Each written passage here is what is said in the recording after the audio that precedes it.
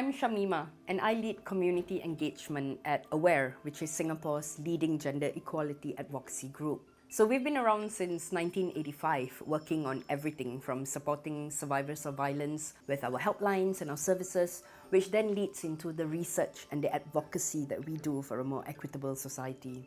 I'm Amelia. I'm the founder of Klubb Tarab, a small club concept in the Arctic part of Norway, in Tromsø. The club focuses on electronic music and hip-hop from Southwest Asia, South Asia and North Africa. We do mostly club nights, live performances, radio shows and workshops, focusing on the intersection between music, culture and politics. My name is Krippy. I'm a psychologist, psychotherapist and a mental health advocate.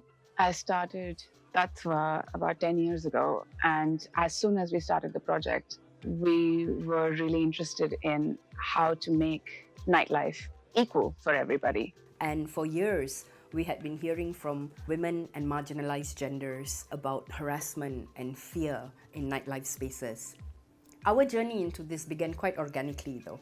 So we had some forward-thinking local nightlife organizers who came to us. They had taken our community safety workshops and they wanted us to adapt these workshops into their nightlife context. These are folks who saw this need firsthand and they wanted to be part of the solution. And this was really crucial for us because this call was coming from the community and we knew we had to answer that call. Community here in general is very white, cis, male dominated. So kind of carving out a space for different expressions can be a bit challenging.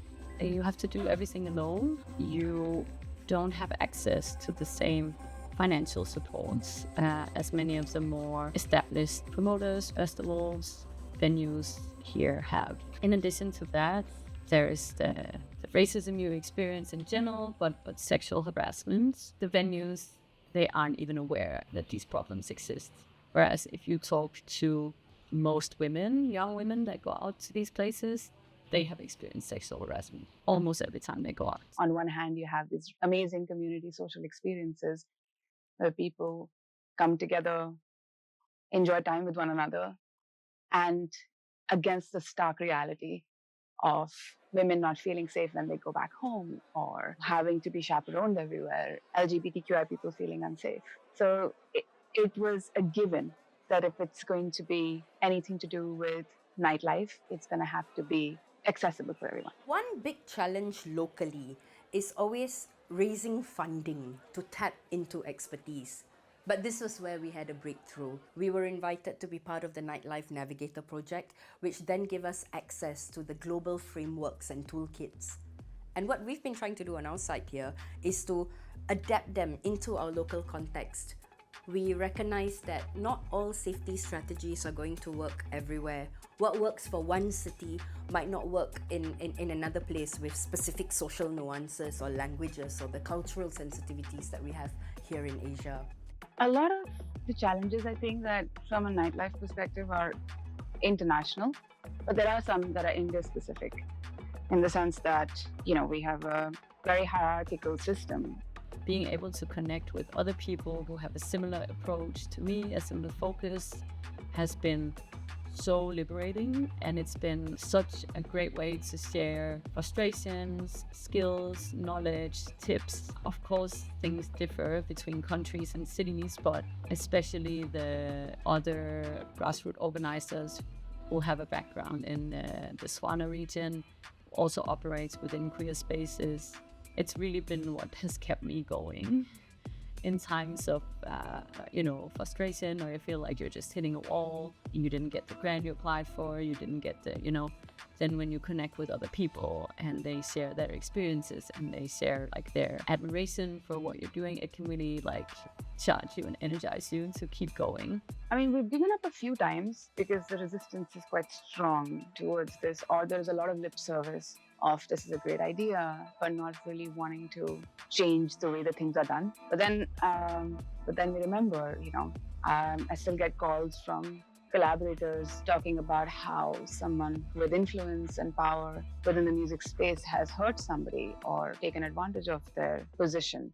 And all of a sudden, it just comes back to why this is so important to do, to hold people accountable, for people to understand how power impacts safety, also to kind of counter rape culture and move towards a consent-based culture. Instead of organizers having to struggle to write a policy from scratch, this person can now tap onto GNO and its networks, as well as the expertise that we at Aware are plugging in. What I would really like to see is a Singapore nightlife that is not just safe, but culturally competent in the way we talk about safety, to be proactive, instead of reactive, so that bystanders are empowered to just step in and help, and where the response to harm is rooted in support rather than punishment. So if you have access to these platforms where you can get toolkits, you can get information, I think it's much easier to try and implement it in your organization, your club collective, your festival. And I think it's extremely important, because I have experienced a lot, especially in the later years, is that a lot of places claim to be safer spaces, but they don't do anything besides just sticking posters in the bathroom. They don't have any course of action in case something happens. They don't have any visible or known structures to approach if there is an issue. So often people don't approach anyone. They don't bring forward the issue, which is then used by the organizers of festivals or whatever to say, well, we don't actually have these issues. The world going towards a point where, we had thought that we were progressing, which means that we were acknowledging that, the world needed to become a more inclusive place. But as so many governments and countries are going through, it seems like we cannot take anything for granted. And so it seems even more important than ever right now to make sure that anyone who makes a business out of nightlife understands the ethical value of actually doing the work. So what we've been doing is taking this detailed workshop material and toolkits, and we add, we tweak, we localize them to build resources that would actually make sense for our legal and for our social landscape. We see our role here as a bridge, so collaboration is really the key here. And the workshop we had today was extremely valuable also, and it tackled some of the things that I find challenging in this town, especially when it comes to conflict resolution, harm reduction, and in what ways we can take better care of each other. I'm sure you also encounter challenges and you have difficult times, but just know that what you do is so important and so inspiring for so many people. Just keep going. My dream is that we can make this the standard, from the largest festival to the smallest, most intimate event. And this project has proven that we don't really need to start from scratch, from zero, when we are trying to build a safer, more vibrant nightlife for everyone in Singapore. And I used to think that you needed a lot of people to be on board and everyone to say, this is exactly what we need. But I think we realized that a few good people wanting to do similar things is more powerful than a bunch of people just agreeing for agreeing's sake.